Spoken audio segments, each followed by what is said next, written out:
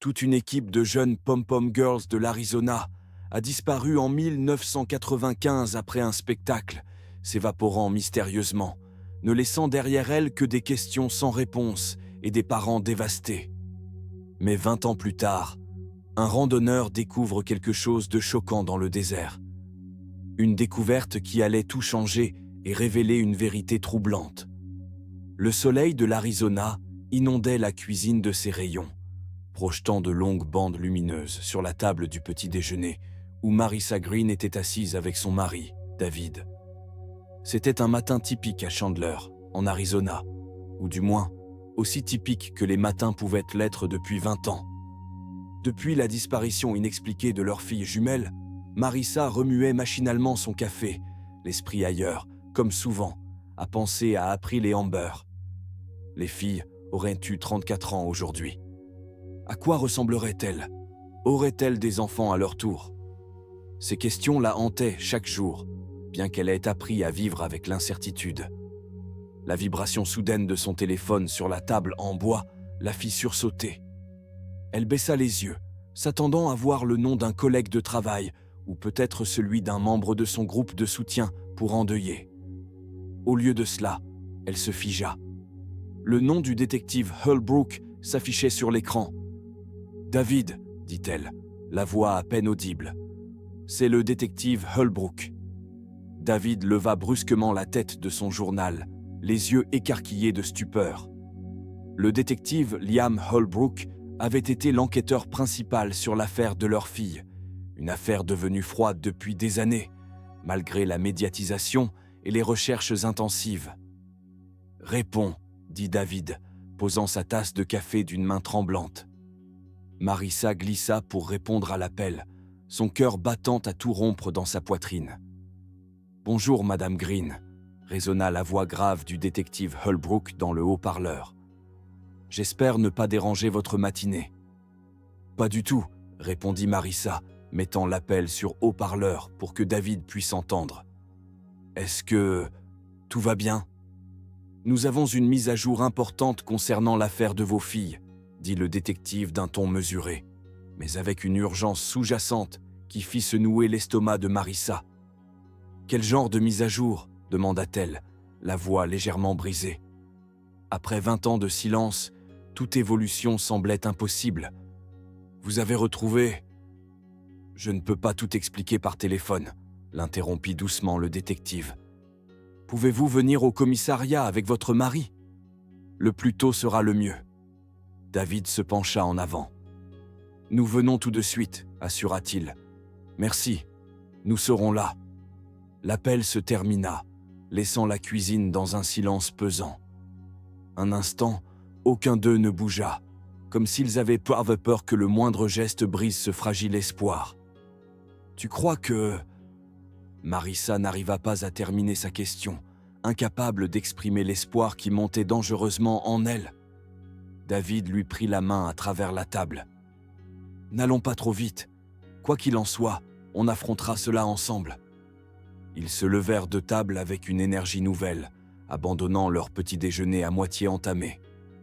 Marissa prit son sac, David son portefeuille et ses clés. En moins de 5 minutes, ils reculaient dans l'allée de leur maison, le soleil matinal réchauffant l'intérieur de la voiture, alors qu'ils roulaient vers le poste de police de Chandler. « Cela fait si longtemps », murmura Marissa, en regardant par la fenêtre, observant la ville qui avait tant changé en 20 ans. De nouveaux bâtiments, des autoroutes élargies, un endroit que leurs filles ne reconnaîtraient pas. « Je ne pensais pas qu'on aurait à nouveau des nouvelles du détective Holbrook, » dit David, les jointures blanches sur le volant. « Je sais, j'ai essayé de tourner la page, mais une partie de moi a toujours attendu cet appel. » Le parking du commissariat était plus rempli que d'habitude. En se garant, Marissa reconnut plusieurs véhicules, ceux des parents des autres pom-pom girls disparus. Son rythme cardiaque s'accéléra. « Les autres sont là aussi », murmura-t-elle. À l'intérieur du poste, l'odeur familière de café et de produits de nettoyage les accueillit. La réceptionniste les reconnut immédiatement et leur adressa un sourire compatissant en les dirigeant vers une salle de conférence au bout du couloir. En entrant, ils trouvèrent 4 autres couples déjà installés autour d'une grande table. Le détective Holbrook se tenait au bout de la pièce, ses cheveux autrefois foncés, striés de gris, les rides autour de ses yeux plus marquées que dans les souvenirs de Marissa.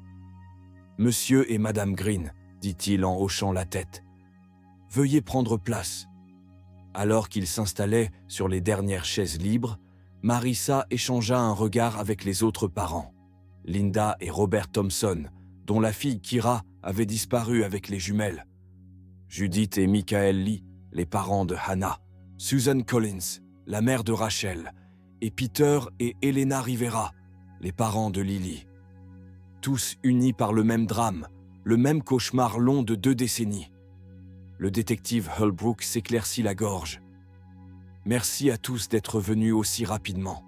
Comme je l'ai mentionné au téléphone, nous avons une avancée majeure dans l'affaire de vos filles. » Il fit une pause, le visage grave. « Tôt ce matin, un randonneur, dans une zone reculée du désert de Sonora, a découvert quelque chose que nous pensons lié à la disparition de vos filles. » Il se tourna vers un ordinateur portable posé sur la table et tapa quelques touches. Une image apparut sur l'écran mural. Une vieille valise métallique rouillée, partiellement enterrée sous une grande pierre plate dans le sable. Le couvercle était ouvert, révélant un tas de tissus rouges et blancs à l'intérieur. « Les uniformes des Pom-Pom Girls », murmura Susan Collins, portant une main à sa bouche. Marissa se pencha en avant, tentant de distinguer les détails de la photo. Le tissu rouge, bien que poussiéreux et fané, était reconnaissable entre mille, identique aux uniformes que ses filles portaient la nuit de leur disparition. Le détective Holbrook poursuivit. Le randonneur était accompagné de son chien lorsqu'il a fait la découverte. Ils exploraient une zone hors des sentiers battus. Très peu de gens passent par là. Son chien a senti quelque chose et a commencé à creuser. C'est là qu'il a trouvé la valise. « Où exactement ?» demanda David, la voix ferme malgré l'émotion que Marissa pouvait lire dans ses yeux. « Environ 50 km à l'extérieur de Chandler, dans une section isolée du désert. » Une image plus large montrait le paysage aride entourant le site de la découverte. « Nous avons déjà envoyé une équipe médico-légale pour examiner les lieux, » annonça le détective Holbrook. « Nous devons y aller, » déclara fermement Marissa, surprise par sa propre détermination. « Je dois voir cet endroit de mes propres yeux. » D'autres parents acquiescèrent, visiblement du même avis. Le détective fronça les sourcils. « Ce n'est pas nécessaire. Nous avons rapatrié la valise au laboratoire. Le randonneur viendra faire sa déposition cet après-midi. »« S'il vous plaît, » supplia Linda Thompson, « après 20 ans d'attente, nous avons besoin de voir. » Holbrook les regarda, puis soupira. « Je dois vérifier avec l'équipe sur le terrain. » Il sortit, téléphone à la main. Pendant son absence, les parents échangeaient des hypothèses à voix basse. Marissa, elle, était perdue dans ses pensées. Ces uniformes. Pourquoi maintenant, après tout ce temps? Le détective revint quelques minutes plus tard. « Vous pouvez venir, mais vous devez suivre le protocole. Ne rien toucher, rester derrière les rubans, écouter les instructions. »« Merci, » souffla Marissa soulagée. « On vous suit, » ajouta David. « Départ dans 15 minutes. Il y a environ 1 heure de route, » dit Holbrook. Alors qu'ils sortèrent du poste, Marissa ressentait un mélange d'espoir et d'appréhension. Après 20 ans, la vérité allait peut-être enfin éclater. Elle serra la main de David. Quoi qu'il arrive, ils affronteraient cela ensemble.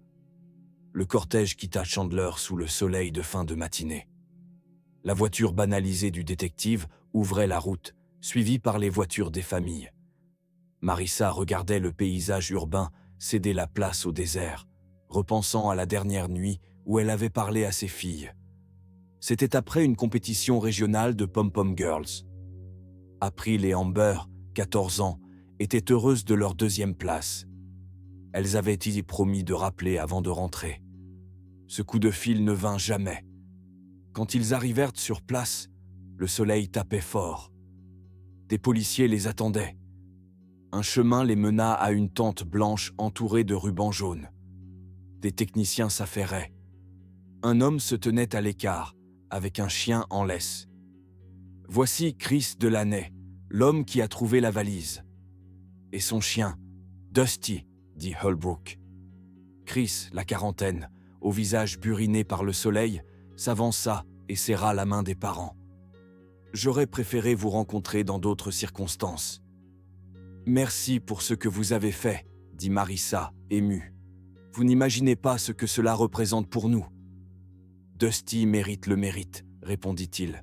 « C'est lui qui a senti quelque chose et a creusé. » Le chien, un croisé berger australien et labrador, attendait calmement. « On peut voir la valise ?» demanda David. Ils suivirent Holbrook sous la tente. Sur une table pliante reposait la valise, rouillée. À l'intérieur, des uniformes rouges et blancs, pliés, mais visiblement anciens. Un technicien expliqua. Selon l'état des objets, ils ont été enterrés récemment, probablement il y a moins d'1 an. Récemment, s'étonna Peter Rivera. Nos filles ont disparu il y a 20 ans. C'est ce qui rend cette découverte étrange, admit Holbrook. L'enterrement est superficiel, comme si celui qui l'avait fait ne pensait pas qu'on trouverait un jour l'endroit. Les parents s'approchèrent. Au loin, des véhicules arrivaient, dont une camionnette de presse et une berline familière. Marissa sentit son cœur se serrer en reconnaissant Vincent Carroway, l'ancien coach des filles. Il s'approche rapidement. « Marissa, David, je suis venu dès que j'ai su. »« Merci d'être venu, » dit Holbrook en lui serrant la main. « Quand il s'agit de mes filles, je laisse tout tomber, » répondit Carroway, fidèle à lui-même. Il avait soutenu les recherches pendant des années. « Nous avons décidé d'informer les médias, » dit Holbrook. « Toute la communauté a été touchée à l'époque. Les gens méritent de savoir. » Marissa regarda les journalistes installer leurs caméras. L'histoire, figée depuis 20 ans, venait peut-être de se remettre en mouvement. Une journaliste, micro à la main, interrogeait déjà un officier en prenant des notes. Pendant ce temps, Vincent Carroway s'approcha de la table où reposait la valise. Il observe les uniformes, silencieux. « Après toutes ces années, » murmura-t-il, « je n'ai jamais cessé d'espérer. » Il se tourna vers Chris Delaney, toujours à l'entrée de la tente avec son chien. « Merci, » dit-il sincèrement, en lui serrant la main. « Votre découverte pourrait enfin nous donner des réponses. » Puis Carroway salua les parents un par un, leur offrant une poignée de main ou un geste réconfortant. En arrivant près de Marissa et David, il les regarda avec douceur. « Ça fait longtemps. Comment tenez-vous le coup ?»« Aussi bien qu'on peut, » répondit David. « On a appris que tu avais quitté l'école, » dit Marissa. « Oui, il y a 10 ans. J'entraîne toujours, mais de façon indépendante.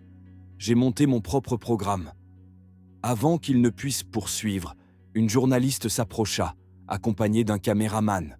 « Pouvons-nous interviewer les parents ?» Holbrook hocha la tête.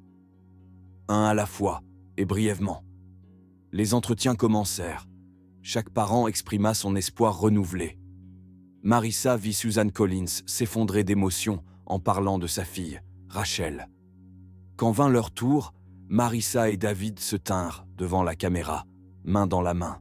« Madame Green, que ressentez-vous après cette découverte ?» Marissa inspira profondément. « C'est bouleversant. Nous n'avons jamais cessé de chercher nos filles. Si April et Amber nous voient, nous voulons qu'elles sachent qu'on ne les a jamais abandonnées. On continue de vous chercher. Monsieur Green, qu'espérez-vous désormais ? Une forme de clôture. Mais, comme tous les parents ici, on espère encore les retrouver en vie, les ramener à la maison. » L'interview terminée, Marissa réalisa qu'elle avait laissé sa bouteille et son appareil photo dans la voiture. « Je vais les chercher. Mon téléphone ne fera pas de bonnes photos de cet endroit. »« Je viens avec toi, » dit David. Ils informèrent Holbrook de leur courte absence. « Restez bien sur le sentier, » les avertit-il. « Le désert est traître. » Sous le soleil de midi, ils reprirent le chemin à travers la chaleur vibrante. Soudain, Marissa aperçut quelque chose à l'horizon. Un camion à moitié caché par une crête et 2 hommes autour. L'un tirait un sac lourd vers le véhicule. L'autre se tenait accroupi derrière un cactus.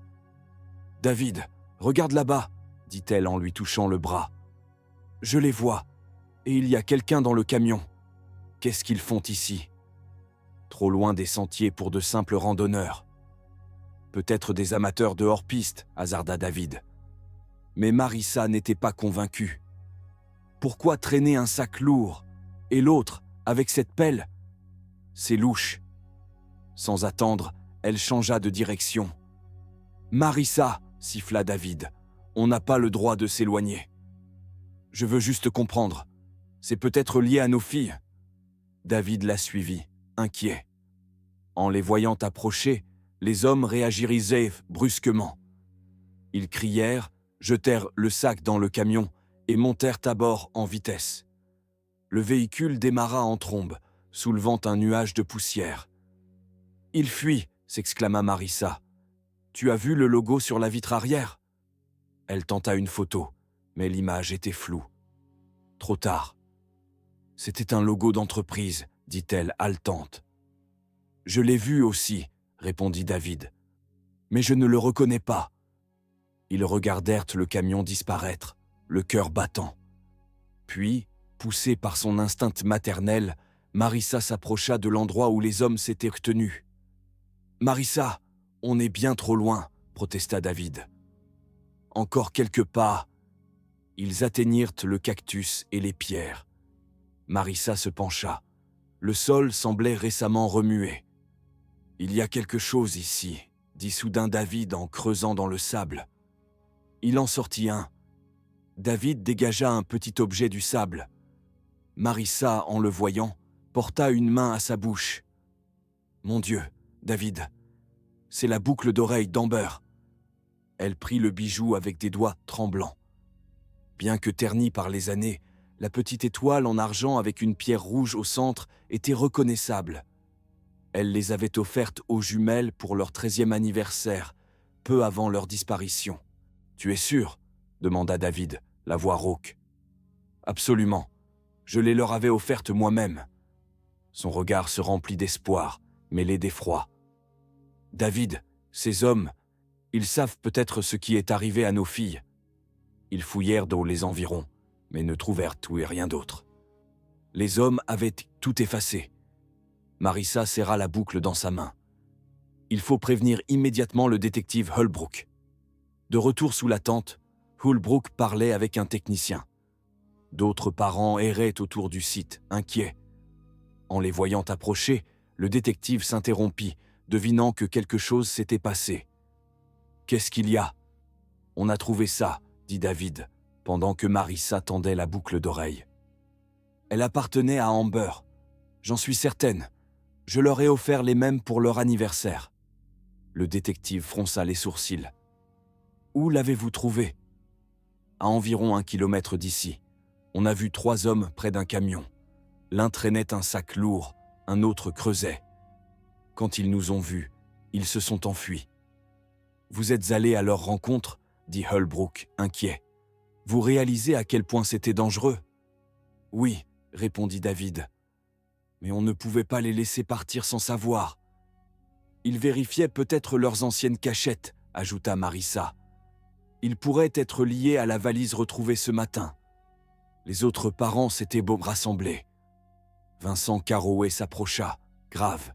« Que se passe-t-il » Holbrook montra la boucle.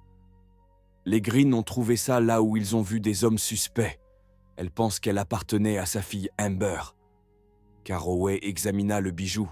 « On dirait bien celle qu'elle portait. »« Vous avez vu leur visage ?» demanda Holbrook. « Pas clairement, » répondit David. « Mais je crois me souvenir d'un des hommes et de leurs vêtements. Il y avait un logo sur la vitre arrière du camion. Vous l'avez reconnu ?»« Non, » dit Marissa. « J'ai tenté une photo, mais elle est floue. » Elle montra l'image au détective. « Vous pourriez le dessiner ?» demanda-t-il. Marissa prit un stylo et griffonna un symbole. Un oiseau stylisé. Elle déployait autour des lettres C, P et F. Linda Thompson, restée silencieuse, réagit soudain. CPF. Ça ressemble à Carraway Performance and Fitness. Tous les regards se tournèrent vers Carraway. Il resta calme. Mon entreprise sponsorisait l'équipe de cheerleading à l'époque. Nous avons aussi financé une grande partie des recherches. Tout était transparent. C'est exact, confirma Holbrook. Ils ont été examinés en détail à l'époque. Rien de suspect. Vous avez noté la plaque d'immatriculation ? Demanda-t-il à Marissa et David. Il n'y en avait pas, répondit David. Ou du moins, pas visible. Pas de plaque ? Très suspect. Michael Lee, le père d'Anna, montra un dessin similaire du logo. Ça ressemblait à ça ? Oui, confirma Marissa. Presque exactement. C'est bien mon ancien logo, admit Carraway en le regardant. Mais comme je l'ai dit, j'ai vendu cette entreprise il y a 20 ans, avant la disparition des filles, précisa Carraway en regardant le dessin. Vendu, fit le détective Holbrook en haussant un sourcil. À qui ? Un homme d'affaires, Matthew Rance. Il m'a gardé comme consultant quelque temps, d'où le lien apparent avec CPF pendant les recherches, mais je n'ai plus aucun rapport avec eux depuis presque 20 ans. Je vais avoir besoin des détails de la vente et des coordonnées de M. Rance, dit Holbrook en notant. Bien sûr, tout ce qui pourrait t'aider à retrouver les filles. Puis, se tournant vers Marissa et David. Pouvez-vous nous montrer l'endroit exact où vous avez vu ces hommes et trouvé la boucle d'oreille ? Oui, répondit David. C'est tout près. J'aimerais chercher des traces de pneus. S'ils sont partis précipitamment, il pourrait rester des marques exploitables. Justement ce que je pensais, dit Marissa. C'est une route rarement utilisée. Les traces devraient encore être visibles. Le détective hocha la tête. J'envoie une équipe immédiatement. Mais vous restez ici ou retournez au poste. C'est potentiellement dangereux. On comprend, dit David. Mais on aimerait observer de loin, ajouta Marissa avec hésitation. Après réflexion, Holbrook accepta. Vous pouvez attendre au camp de base, mais pas plus loin. Pas d'initiative personnelle. C'est clair ? Il rassembla des agents. Chris Delaney s'approcha avec son chien, Dusty. Je connais bien le coin. Je peux aider. Merci, mais pas de civil pour l'instant, refusa poliment Holbrook. Bien sûr, répondit Chris. Merci quand même, dit Marissa en lui touchant le bras. Sans vous et Dusty, on n'en serait pas là. Un agent escorta les parents vers le camp de base, leur proposant d'attendre dans un dîner voisin. En partant, Marissa remit la boucle au détective, qui l'enferma soigneusement dans un sachet. On découvrira ce qui leur est arrivé, promit-il. D'une manière ou d'une autre. Marissa hocha la tête, priant pour que la vérité ne brise pas son cœur une fois de plus. Après 20 ans, elles étaient peut-être enfin proches des réponses. Le retour vers la ville sembla interminable. Marissa, le regard perdu dans le désert, ressassait 1000 questions. Qui étaient ces hommes ? Que faisaient-ils là ? Et surtout, que savaient-ils sur Amber et April ? On devrait manger quelque chose, suggéra David en apercevant une station-service, un petit magasin et un dîner. Marissa acquiesça. Elle n'avait pas faim, mais il avait raison. Il devait garder des forces. Ils se garèrent devant le dîner poussiéreux. L'enseigne au néon clignotait joyeusement, contrastant avec le décor désertique. À l'intérieur, l'air était frais et sentait le café et les oignons grillés. Des habitués discutaient au comptoir. Marissa et David choisirent une banquette dans un coin tranquille. Une serveuse d'âge moyen s'approcha avec des menus et une cafetière. « Bonjour. Un peu de café pendant que vous décidez ? » « Oui, merci, » répondit David. Elle servit, puis prit leur commande. Un sandwich pour David, une soupe pour Marissa. Un silence pesa. « Je n'arrive pas à croire qu'on ait retrouvé la boucle d'oreille d'Amber après tout ce temps, » murmura Marissa. « Ce n'est pas un hasard. » David enlaça sa tasse de café. « Je sais, mais laissons la police faire son travail. Ces hommes sont peut-être dangereux. Et si la police ne les retrouve pas ? Et si ces hommes détiennent la vérité? Je ne veux pas perdre nos filles une seconde fois. Marissa, c'est de la folie. Hulbrook sait ce qu'il fait. Il a les moyens que nous n'avons pas. Tu crois ça? 20 ans, David. Et ils n'ont rien trouvé. Il a fallu un randonneur avec un chien pour découvrir cette valise, même pas enterrée profondément. Qu'est-ce que ça dit de leur efficacité? Il lui prit la main. Je comprends ta colère, mais foncer seul dans le désert ne les ramènera pas. Ça pourrait empirer les choses. La serveuse revint avec leur plat. Voilà. Besoin de quelque chose d'autre? Non, merci, dit David poliment. Alors que la serveuse repartait, Marissa se figea. Son regard s'était arrêté sur l'oreille de la femme.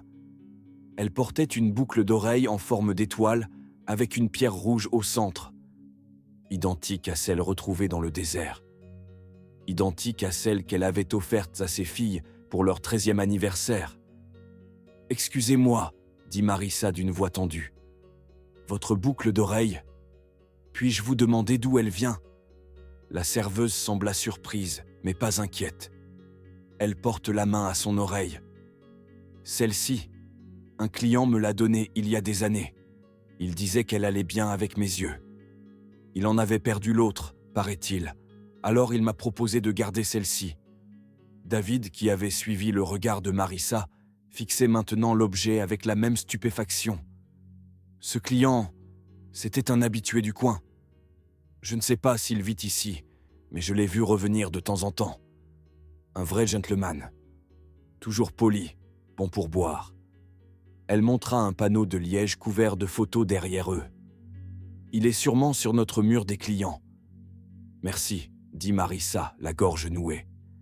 Votre boucle est vraiment jolie. La serveuse repartit. David et Marissa se levèrent pour observer le mur de photos. Des dizaines de visages, touristes, habitants, routiers. Ils cherchaient celui qu'ils avaient vu dans le désert. « Tu reconnais quelqu'un » murmura David. « Pas encore. Il y en a trop. » Le téléphone de Marissa sonna. Un numéro inconnu s'afficha. « Allô ? Madame Green, ici l'agent Mendes, de l'équipe du détective Holbrook. Vous avez trouvé quelque chose ? On a suivi les traces de pneus jusqu'à une cabane abandonnée, à environ 8 km de là où vous avez vu les hommes. Le camion y était. Et eux ? Disparus. Aucun signe. Le véhicule était vide. Pas de sac, pas de pelle, rien. Mais on l'a saisi et on le passe au peigne fin. Merci. Tenez-nous au courant, s'il vous plaît. Elle retourna à la table. Ils ont retrouvé le camion, abandonné près d'une vieille cabane. Les hommes se sont volatilisés. Au moins, ils ont le véhicule. Peut-être qu'ils trouveront des empreintes. Marissa acquiesça, mais son esprit était ailleurs. La boucle d'oreille de la serveuse. Le lien était trop fort pour être une coïncidence. Peut-être détenait-elle, sans le savoir, une clé de leur histoire. Elle observait la serveuse aller de table en table. David grignotait son sandwich. Marissa, elle, n'avait touché à sa soupe. Quand la serveuse revint pour remplir leur tasse, Marissa prit une décision. « J'aimerais vous parler d'un sujet étrange, mais important. Écoutez-moi, s'il vous plaît. » Intriguée, la serveuse posa la cafetière. « Il y a un problème avec votre commande ? » ?»« Non, c'est à propos de votre boucle d'oreille. » David lui lança un regard inquiet, mais Marissa poursuivit. « Ce matin, j'ai retrouvé la jumelle de votre boucle dans le désert. Elle appartenait à ma fille, disparue il y a 20 ans avec 5 autres filles de son équipe de Pom-Pom Girls. » La serveuse porta la main à son oreille, les yeux écarquillés. « Je ne comprends pas. » « La police a retrouvé leurs uniformes aujourd'hui, » expliqua David. « Et cette boucle identique, Marissa l'a retrouvée près d'un endroit où des hommes creusaient. » La serveuse resta figée. « Vous croyez que cette boucle a un lien avec votre fille ? » « Je sais que ça paraît fou, » répondit Marissa. « Mais c'était un ensemble. Je les ai offertes à ma fille peu avant sa disparition. La probabilité que vous en portiez une identique, par pur hasard. » Elle s'interrompit. La serveuse s'assit lentement sur la banquette, livide. « L'homme qui me l'a donné. Je ne savais rien. »« Vous souvenez-vous de son nom ?» demanda doucement David. « Non, mais je sais qu'il connaissait Gerald Lofinger. Il vit à un ranch, à une quinzaine de kilomètres d'ici. »« Gerald Lofinger ?» répéta Marissa. « Oui, c'est un client. On lui livre ses repas tous les jours. D'ailleurs, je dois partir pour sa commande dans 21 minutes. » Marissa et David échangèrent un regard plein d'espoir.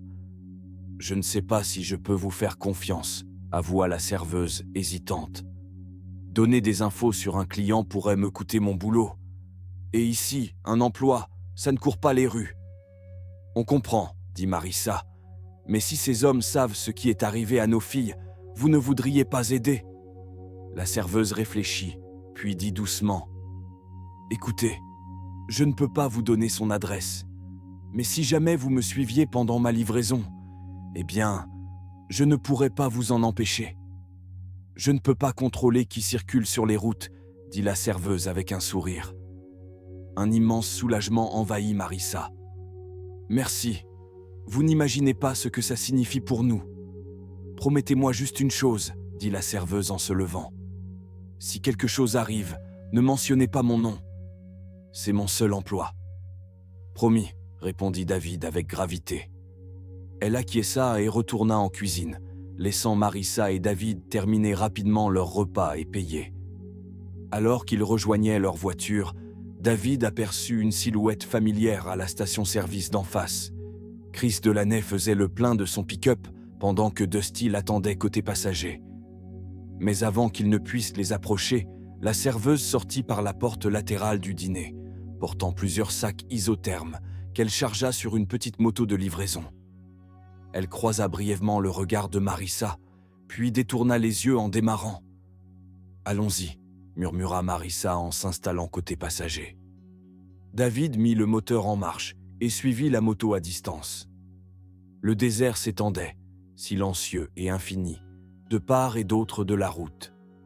Après une quinzaine de minutes, la serveuse tourna sur un chemin de terre signalé par une vieille pancarte en bois. « Laughing Ranch, propriété privée. » David continua quelques centaines de mètres, puis se gara hors de vue. « Et maintenant ?» demanda-t-il. « On attend qu'elle reparte, » répondit Marissa. Ensuite, on approche et on demande à parler à Gerald Lofinger à propos de son ami Matthew, celui qui lui a donné la boucle d'oreille. « C'est risqué, Marissa. On devrait peut-être juste observer pour aujourd'hui. On connaît désormais l'emplacement du ranch. On pourra transmettre ça à la police. » Ils firent demi-tour et se garèrent sur une petite hauteur offrant une vue discrète sur l'entrée. Une clôture haute en fer forgé encerclait la propriété, avec des caméras fixées aux piliers du portail. On distinguait plusieurs bâtiments, une grande maison principale, des dépendances et, au loin, des écuries. La serveuse remettait les sacs aux gardes du portail. La quantité de nourriture indiquait un grand nombre de convives, bien plus que ce qu'un simple propriétaire de ranch aurait besoin. « Quel genre de ranch a besoin de traiteurs tous les jours pour autant de monde ?» s'interrogea David. « Peut-être beaucoup d'ouvriers, » répondit Marissa sans y croire vraiment. Quelques minutes plus tard, la serveuse remonta sur sa moto et repartit, soulevant un nuage de poussière. « On appelle le détective Holbrook ?» proposa David, prêt à dégainer son téléphone. Marissa hésita. « On n'a rien de concret, juste une série de coïncidences. Je doute que ça suffise à déclencher une enquête officielle. » Alors qu'ils discutaient, le portail s'ouvrit lentement. Un jeep bleu en sortit avec 3 hommes à bord. Marissa les reconnut immédiatement. Les mêmes vêtements, les mêmes chapeaux que ceux vus dans le désert. « C'est eux », souffla-t-elle, se baissant précipitamment. David se raidit tandis que le véhicule passait près d'eux. Un bref regard échangé entre Marissa et un des hommes à l'arrière confirma ses craintes. « Ils nous ont vus. Il faut partir. » David redémarra et s'éloigna du ranch. Dans le rétroviseur, il vit le jeep ralentir, puis faire demi-tour. Ils nous suivent, dit-il crispé. Marissa se retourna. Le véhicule les rattrapait rapidement. Accélère. Mais leur voiture n'était pas faite pour les pistes désertiques. En quelques instants, le jeep les dépassa et leur coupa la route. David pila. 3 hommes en descendirent, tandis que 2 autres véhicules surgissaient du portail, fonçant vers eux. « David, que fait-on » demanda Marissa, la voix tremblante. Trop tard. Les hommes encerclaient déjà leur voiture. « Sortez » ordonna l'un d'eux. Sans autre choix, Marissa et David obéirent, les mains en l'air. « Qui êtes-vous et pourquoi observez-vous le ranch » lança un autre. Marissa redressa la tête, puisant dans son désespoir une force nouvelle. « Je m'appelle Marissa Green. Voici mon mari David. Nous cherchons nos filles, disparues il y a 20 ans. Et nous croyons que quelqu'un ici sait ce qu'il s'est passé. » Les hommes échangèrent un regard, puis l'un parla dans sa radio. « On a retrouvé le couple du désert. Ils cherchent leur fille disparue. En attente d'instructions. » Une voix répondit rapidement. « Amenez-les. » Encadrés sans possibilité de fuite, Marissa et David furent placés dans un des véhicules et conduits à l'intérieur du Lavender Ranch. Leur quête de vérité les avait menés droit dans la gueule du loup. Et Marissa ne savait toujours pas si elle devait se sentir terrifiée ou pleine d'espoir à l'idée de découvrir enfin ce qui était arrivé à leur fille. À l'intérieur, le domaine était impeccablement entretenu. Pelouses tondues au cordeau, massifs fleuris, soigneusement agencés. Le long de l'allée, des arbres bien taillés bordaient la route. C'était l'air de détente de n'importe quel riche propriétaire, calme et ordonné, sans la moindre indication de l'obscurité que Marissa soupçonnait de se cacher sous la surface. Ils furent conduits dans la maison principale par une entrée latérale, puis dans un couloir décoré d'œuvres d'art western coûteuses. Les hommes les amenèrent dans une pièce vide, semblant être un bureau avec des étagères remplies de livres et un grand bureau dominant la pièce. Les fenêtres offraient une vue sur les montagnes lointaines, une beauté saisissante en contraste avec la peur que ressentait Marissa. « Attendez ici » ordonna l'un des hommes avant de les fouiller et de confisquer leurs affaires personnelles, téléphone, portefeuille et clés de voiture. Puis ils quittèrent de la pièce en fermant la porte derrière eux. David essaya immédiatement la porte, mais elle était verrouillée. « Ils nous ont piégés » dit-il d'une voix tendue.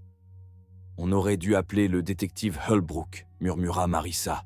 « Trop tard pour ça » répondit-elle, cherchant dans la pièce un quelconque objet pouvant les aider. Les tiroirs du bureau étaient fermés à clé, et il n'y avait rien à portée de main qu'ils pourraient utiliser comme arme. « Que veulent-ils de nous » se demanda David, marchant nerveusement. « S'ils sont impliqués dans la disparition des filles, pourquoi ne pas simplement nous éliminer dans le désert? Pourquoi nous amener ici ?» Marissa secoua la tête. « Je ne sais pas, mais ils doivent avoir une raison. » Ils se turent alors que des pas se rapprochaient d'eux de la porte. Celle-ci s'ouvrit pour laisser entrer un homme trapu, la soixantaine, vêtu d'un costume coûteux malgré la chaleur du désert. Ses cheveux argentés étaient soigneusement coiffés et il portait une montre en or, signe de richesse et de pouvoir. « Monsieur et Madame Green » dit-il d'une voix fluide. « Je suis Gérald Loffinger. Il paraît que vous vous renseignez à mon sujet. »« Où sont nos filles ?» exigea Marissa en avançant. « S'il vous plaît, les avez-vous vues ?» Loffinger haussa un sourcil, visiblement amusé par sa franchise. « Direct au but, je vois, mais je suis curieux. Qu'est-ce qui amène un vieux couple sur ma propriété à espionner mes hommes ? Mon équipe de sécurité m'a dit vous avoir vu dans le désert, à les observer de loin. Et maintenant vous voilà ici. Une explication ? » David posa une main rassurante sur le bras de Marissa. « Nous avons trouvé des indices reliant votre ranch à la disparition de nos filles, il y a 20 ans, » expliqua-t-il calmement. « Un uniforme de cheerleader enterré dans le désert. Une boucle d'oreille qui appartient à notre fille Amber, que votre ami a donnée à une serveuse du diner. Et un camion avec le logo CPF dessus, ajouta Marissa. Carouet Performance and Fitness, la société qui sponsorisait l'équipe de cheerleading de notre fille. Le visage de Loffinger demeura impassible, mais une lueur, peut-être de reconnaissance, traversa ses yeux. « Vous avez été occupé, reconnut-il.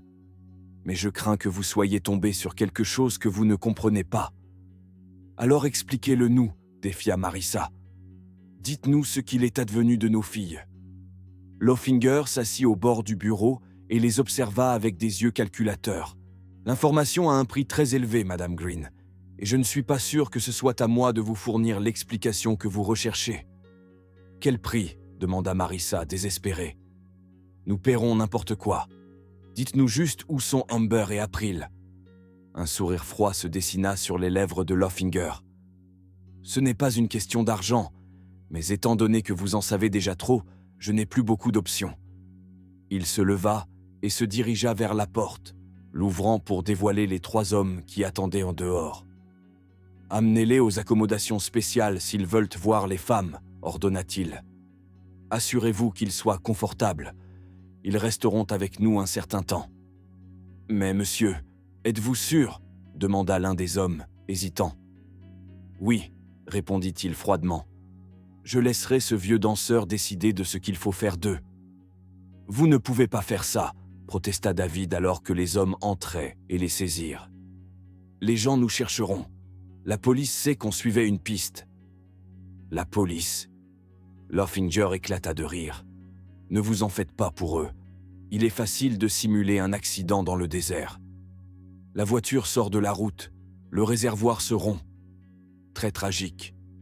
Personne ne viendra vous chercher ici. » Malgré leurs luttes et protestations, Marissa et David furent conduits hors de la maison, à travers un terrain dégagé, vers une grande écurie au loin.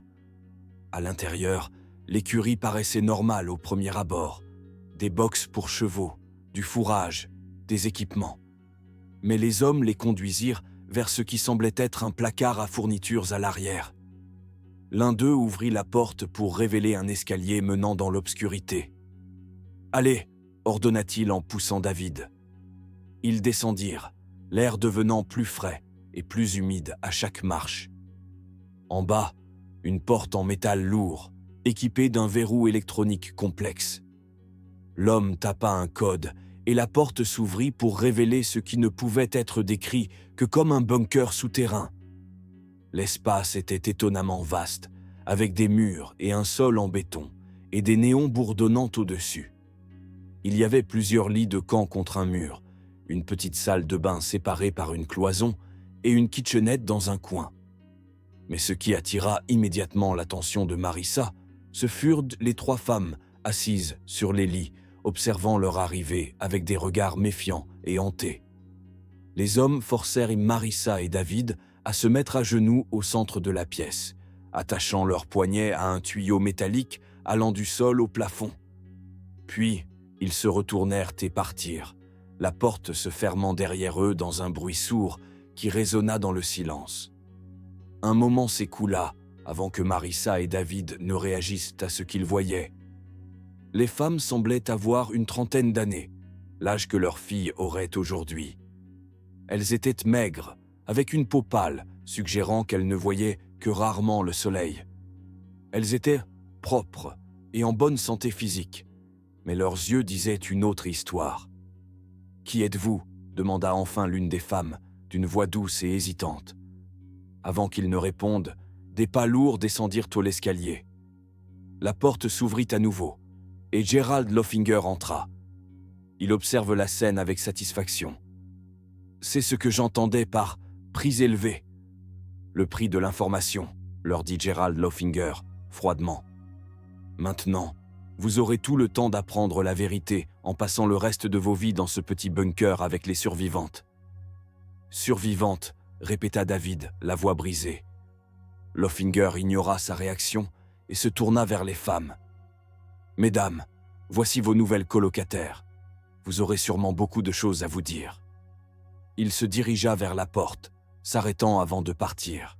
« Ah, et ne tentez pas de les aider à s'échapper. » Vous vous rappelez ce qu'il est arrivé la dernière fois qu'on a essayé, n'est-ce pas?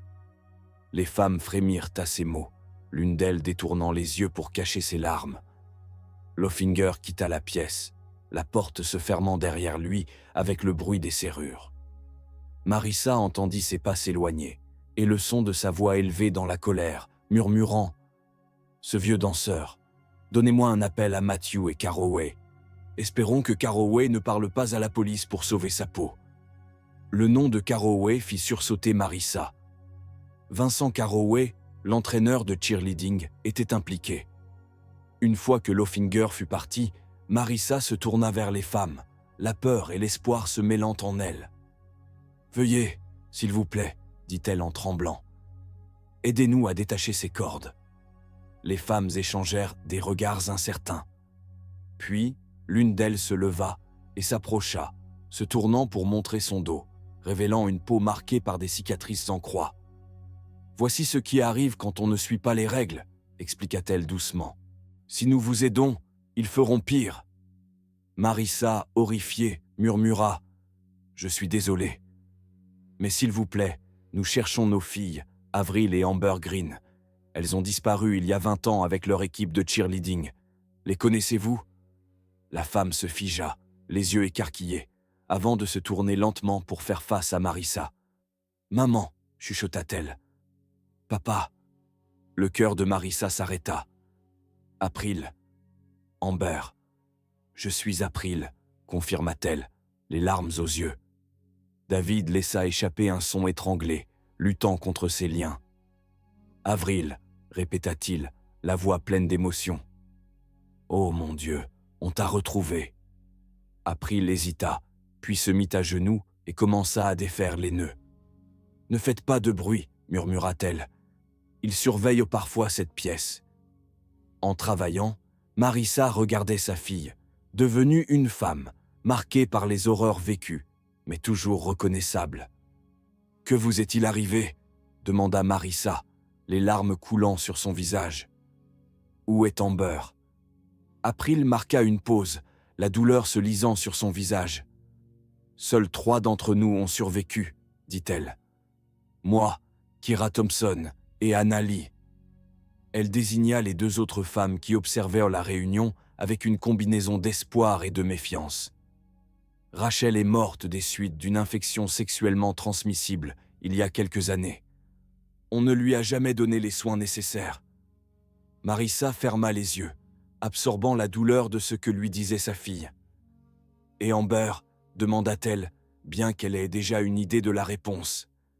Les mains d'April tremblèrent alors qu'elle poursuivait. « Amber et Lily ont été tuées pour avoir tenté d'organiser une évasion avec les autres. C'était la dernière fois qu'on a essayé de fuir. Ils nous ont forcés à regarder pour nous donner une leçon. » Un sanglot s'échappa de la gorge de Marissa, l'angoisse de savoir que sa fille avait été tuée presque insupportable. David pleurait ouvertement à ses côtés, secoué par la tristesse. « Je suis désolé, » murmura April, enfin libérant les poignets de Marissa. « Je ne croyais pas vous revoir. Que faites-vous ici? Comment nous avez-vous trouvés ?»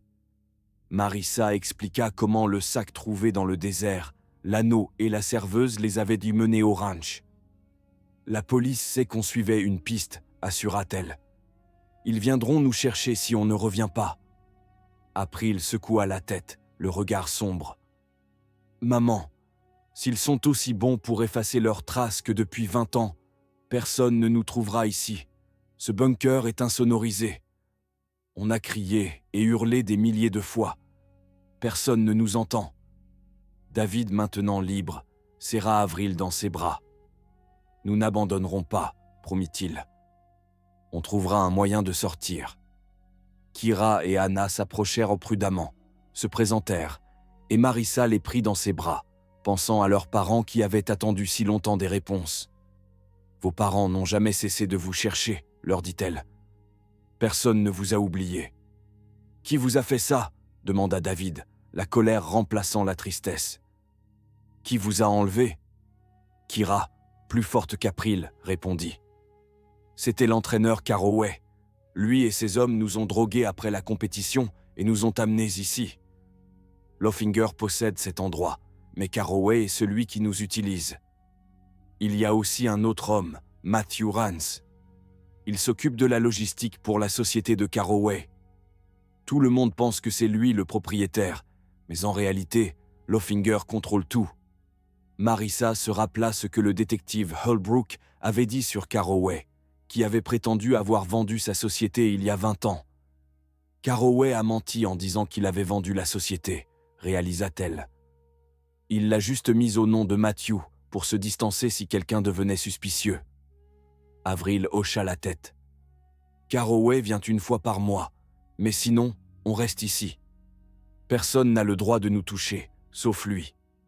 Pas même Loffinger ou Matthew, on est ses filles spéciales. Le poids de leur situation était accablant. Alors qu'ils commençaient à envisager une évasion, des bruits lointains se firent entendre au-dessus d'eux, des cris et des détonations. April se précipita pour aider David à trouver quelque chose qu'il pourrait utiliser pour signaler leur présence. Le bruit assourdissant du plateau frappé contre le tuyau les empêchait d'entendre quoi que ce soit d'autre.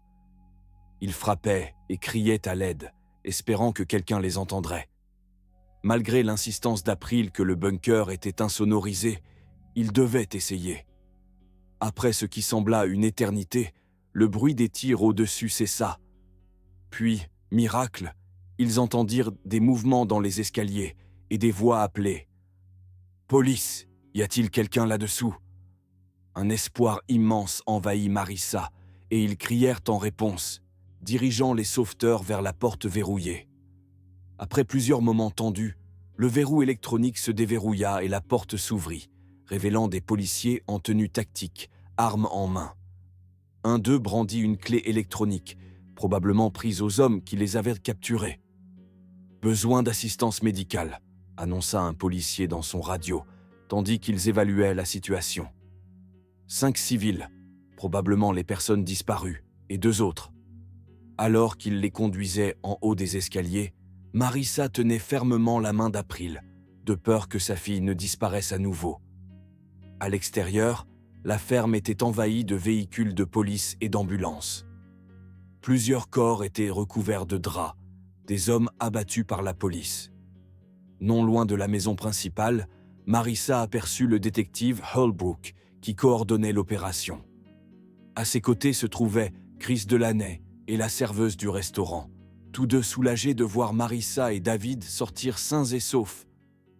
Gérald Loffinger et les 3 hommes du désert étaient chargés dans des voitures de police, menottés et sous haute garde. « Détective !» appela Marissa, la voix brisée. « Nous les avons trouvés. Nous avons retrouvé notre fille, Avril, et Kira et Hannah aussi.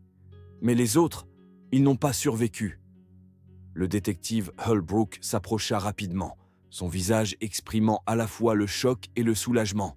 « Madame Green, Monsieur Green, allez-vous bien ? Nous vous cherchons depuis que le randonneur et la serveuse ont signalé votre disparition. » « Vincent Carroway est derrière tout ça, » dit David urgemment. « Il a enlevé les filles il y a 20 ans. Il les a retenues prisonnières ici tout ce temps. » L'expression du détective se durcit. « Nous avons interrogé Carroway à la station il y a quelques heures, » dit-il en se tournant vers un agent. « Tous les unités en alerte. Priorité 1. Localiser et arrêter Vincent Carroway. Considérez-le comme dangereux. Bloquez toutes les sorties de la ville et vérifiez sa résidence immédiatement. » Les paramédics s'approchèrent pour vérifier leurs blessures, et Marissa ressentit une émotion complexe. De la joie de retrouver April vivante, une peine dévastatrice pour Amber, et une détermination ardente à obtenir justice. Ils avaient trouvé des réponses, mais la vérité complète sur ce qui était arrivé à leur fille et aux autres filles était encore en train d'émerger, une vérité plus horrible qu'ils ne l'avaient imaginée. Au poste de police, l'agitation était à son comble. Des policiers supplémentaires étaient arrivés pour gérer l'affaire, et des journalistes s'étaient rassemblés à l'extérieur, alertés par les communications sur la percée majeure dans l'affaire de la disparition qui hantait Chandler depuis 20 ans. Marissa, David et April étaient assis ensemble dans une petite salle d'interrogatoire, refusant d'être séparés même pour un instant. April tenait fermement les mains de ses parents, de peur qu'ils ne disparaissent à nouveau. De l'autre côté du couloir, Kira et Hannah donnaient leur déposition à d'autres policiers, chacune accompagnée d'un avocat pour victime. Le détective Holbrook entra, portant un plateau avec des tasses d'eau et une boîte de mouchoirs. Son visage montrait la fatigue des heures passées, mais sa mâchoire était déterminée. Nous avons installé des barrages routiers sur toutes les principales routes hors du comté, les informa-t-il. Carroway ne pourra pas aller loin. Est-ce qu'il a déjà fui ? Demanda David. Le détective hocha la tête gravement. Les officiers ont trouvé sa maison vide, les placards débarrassés. Il a dû fuir dès qu'il a quitté la station ce matin, mais on va le trouver. Il se tourna vers Avril. Je sais que c'est difficile, mais nous devons comprendre exactement ce qui s'est passé, à la fois il y a 20 ans et depuis. Es-tu prête à répondre à quelques questions ? April prit une profonde inspiration et hocha la tête. Je veux tout dire. Je veux qu'il soit capturé et puni pour ce qu'il nous a fait, à ma sœur. Le détective Holbrook activa un enregistreur et le posa sur la table. Pour le procès verbal, pourriez-vous donner votre nom complet ? April Michelle Green, répondit-elle, sa voix plus forte que dans le bunker. J'ai été enlevée le 17 mai 1995 avec ma sœur jumelle Amber et 4 autres filles de notre équipe de cheerleading. Pouvez-vous nous dire ce qui s'est passé cette nuit-là ? April ferma brièvement les yeux, rassemblant ses pensées. Nous venions de finir de participer à un championnat régional. Nous avons terminé 2e. Tout le monde célébrait dans le vestiaire, se préparant à rentrer chez nous. Elle s'interrompit, avalant difficilement avant de continuer. Coach Carroway a demandé à Rachel Collins de rester pour discuter de sa performance. Nous sommes allés au magasin de l'autre côté de la rue pour acheter des sodas. Quand nous sommes revenus, on a trouvé Coach Carroway en train de toucher Rachel de façon inappropriée dans la salle de stockage. Marissa serra la main de sa fille en soutien. April poursuivit, la voix brisée. Rachel pleurait, mais Coach lui disait que c'était normal, qu'elle était spéciale, et qu'il allait faire d'elle une star si elle devenait sa femme de l'âme. C'est ce qu'il appelait ça, sa femme de l'âme. Quand il nous a vus, il a essayé de dissimuler, disant que Rachel était contrariée par une erreur dans sa routine et qu'il la consolait. « Que s'est-il passé ensuite ?» demanda doucement le détective. On savait qu'il y avait quelque chose qui n'allait pas. Lily Rivera a dit qu'on devrait en parler à nos parents ou au principal. Coach est devenu très en colère. Il est parti de la salle et nous avons pensé qu'il allait essayer de se justifier. Mais il est revenu avec 3 hommes, les mêmes que ceux à la ferme. Ils avaient des seringues. Sa voix se brisa et elle prit un moment pour se ressaisir. Ils nous ont injectés avec quelque chose. Je me souviens m'être senti étourdi, puis plus rien, jusqu'à ce que je me réveille dans ce bunker. Nous étions toutes 6 là. Rachel nous a dit que le coach était inapproprié avec elle depuis des mois. Il n'était pas le seul. Il avait ciblé plusieurs filles de l'équipe, leur promettant un entraînement spécial et une carrière future si elles devenaient ses femmes de l'âme. Certaines avaient accepté, croyant à ses promesses de les faire devenir des cheerleaders professionnels. « Et après votre enlèvement ?» demanda le détective. Avril serra plus fort la main de ses parents. Au début, nous pensions qu'on serait sauvés rapidement. Nous savions que nos parents nous cherchaient, que la police fouillait. Mais les jours sont devenus des semaines, puis des mois, puis des années. Elle raconta comment Carroway venait régulièrement au bunker, choisissant une des filles pour le servir pendant ses séjours, et comment Loffinger et Matthew Rance géraient leur captivité au quotidien, leur apportant nourriture et besoins de base tout en les isolant du monde extérieur. Rachel est tombée malade il y a environ 5 ans, continua April, la voix vide. Elle avait des infections, des fièvres. Nous leur avons supplié de l'emmener chez un médecin, mais ils n'ont pas voulu. Ils lui ont donné des antibiotiques, mais ce n'était pas suffisant. Elle est morte là-bas sans jamais revoir sa famille. Marissa essuya ses larmes en pensant à Susan Collins, qui ne reverrait jamais sa fille. Et Amber, demanda doucement le détective. Qu'est-il arrivé à elle et à Lily? Avril prit une profonde inspiration. Il y a environ 3 ans, nous avons planifié une évasion. Amber avait réussi à voler une carte d'accès à un des gardes pendant qu'il était distrait. Nous avons attendu le milieu de la nuit, pensant que tout le monde dormait. Sa voix se brisa et David la prit dans ses bras. « Nous étions presque sortis de la grange, » murmura-t-elle. « Mais l'alarme a retenti. Les gardes sont arrivés de partout. Amber et Lily étaient en tête. Elles ont été attrapées en premier. Carroway était furieux. Il a dit qu'il devait faire un exemple pour nous obliger à obéir. » Elle ne put continuer, accablée par le souvenir de ce qui était arrivé à sa sœur jumelle. Le détective attendit patiemment qu'elle reprenne son souffle. « Il les a tués. » April réussit enfin à dire, les forçant à regarder pendant qu'il les étranglait. « Il a dit que si l'une de nous tentait de s'échapper à nouveau, cela nous arriverait aussi. Après ça, nous savions qu'il n'y avait plus d'espoir. Nous avons juste essayé de survivre, jour après jour. » Le visage du détective était sombre, alors qu'il notait ses paroles. « Et le ranch? À part vous retenir captive, à quoi servait-il? »« Le blanchiment d'argent, je crois, » répondit April. Nous entendions parfois des conversations. La société de Carroway, CPF, était un écran pour quelque chose de plus grand. Ils parlaient d'expédition, de routes de distribution. Je pense qu'ils étaient impliqués dans le trafic de drogue. Cela expliquerait les livraisons de traiteurs, murmura David. La nourriture pour les travailleurs impliqués dans l'opération. Le détective hocha la tête. Nous allons enquêter sur ces pistes de manière approfondie. Le FBI est en route. Cela entre dans leur domaine avec les éléments de trafic et d'enlèvement. Il se tourna vers Avril. Vous avez mentionné les boucles d'oreilles de plus tôt, celles que votre mère vous avait données à vous et à Amber pour votre anniversaire. Savez-vous comment l'une d'elles est arrivée à la serveuse du dîner? Avril hocha la tête.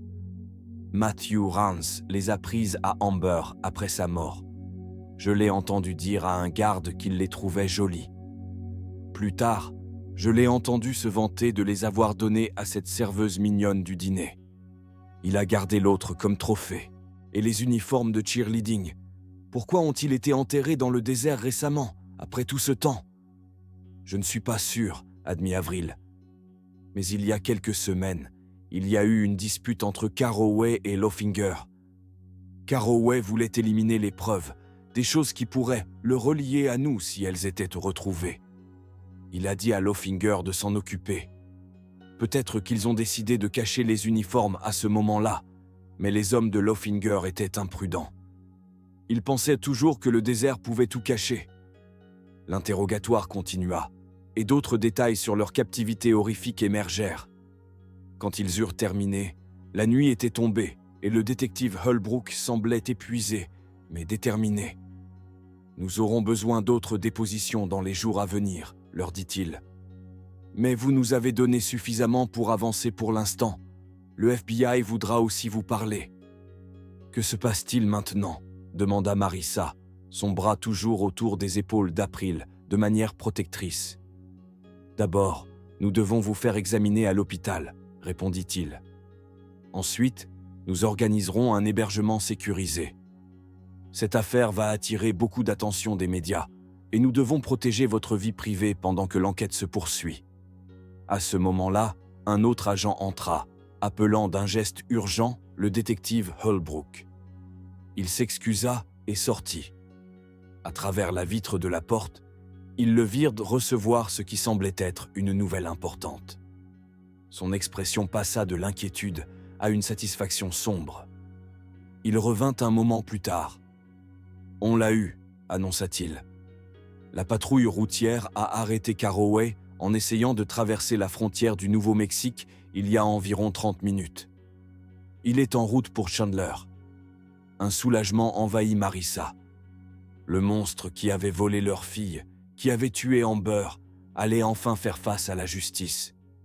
Ce ne ramènerait pas les morts, mais c'était un début.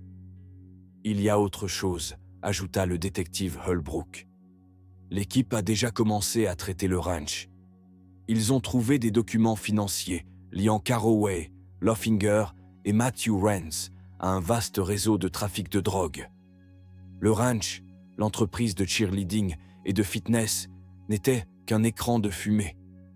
Avril hocha la tête, fatigué. Je l'ai toujours suspecté. Les hommes qui apportaient notre nourriture parlaient parfois d'expéditions et de livraisons qui n'avaient dû rien à voir avec nous. Alors qu'ils se préparaient à partir pour l'hôpital, la porte s'ouvrit à nouveau pour laisser entrer la serveuse du dîner, escortée par un agent. Elle s'approcha hésitante, les yeux rouges de larmes. « Je suis tellement désolée, » dit-elle à Marissa et David. « Si j'avais su ce que signifiait cette boucle d'oreille, qui était dite réellement ces hommes. »« Vous avez aidé à sauver notre fille, » assura Marissa en se levant pour embrasser la femme. « Nous ne pourrons jamais assez vous remercier pour cela. » La serveuse sortit la boucle d'oreille qu'elle portait de sa poche. « Cela appartient à votre famille, » dit-elle en la plaçant dans la paume de Marissa.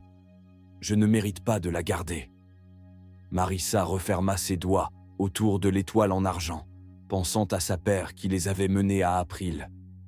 Une si petite chose qui avait joué un rôle crucial dans la résolution d'un mystère de 20 ans. « Merci », murmura-t-elle. L'officier qui avait accompagné la serveuse prit la parole. « Le randonneur, monsieur Delaney, voulait que je vous dise qu'il est heureux que vous soyez en sécurité. C'est lui qui a remarqué votre disparition et nous a alertés. Lui et la serveuse ont réalisé que vous aviez peut-être suivi la serveuse jusqu'au ranch de Loffinger et sont venus ensemble à la station. » Marissa fit mentalement note de remercier Chris Delaney, comme il se doit quand elle en aurait l'occasion. Sans sa découverte de la valise et sa préoccupation pour leur sécurité, elle n'aurait peut-être jamais retrouvé April. En quittant la salle d'interrogatoire, elles passèrent devant des portes ouvertes, où d'autres retrouvailles avaient eu lieu. Kira avec ses parents, Linda et Robert, qui pleuraient de joie en embrassant leur fille retrouvée. Anna avec son père, Michael, sa mère, Judith, étant décédée 3 ans plus tôt, sans savoir que sa fille était en vie.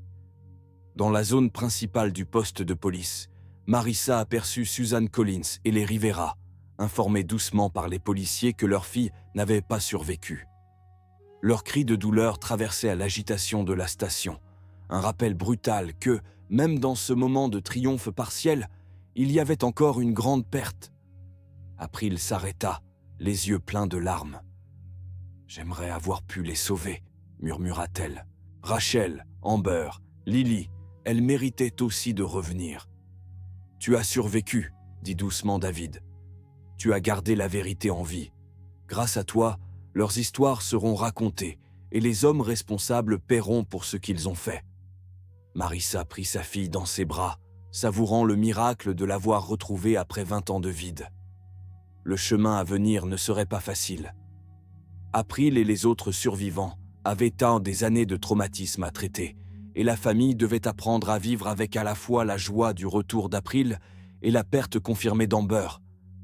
Mais pour l'instant, en ce moment, elles étaient réunies.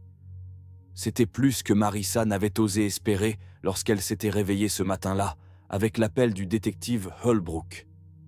Un chapitre de leur vie, qui était resté douloureusement inachevé pendant 2 décennies, arrivait enfin à sa fin, faisant place à ce qui viendrait ensuite.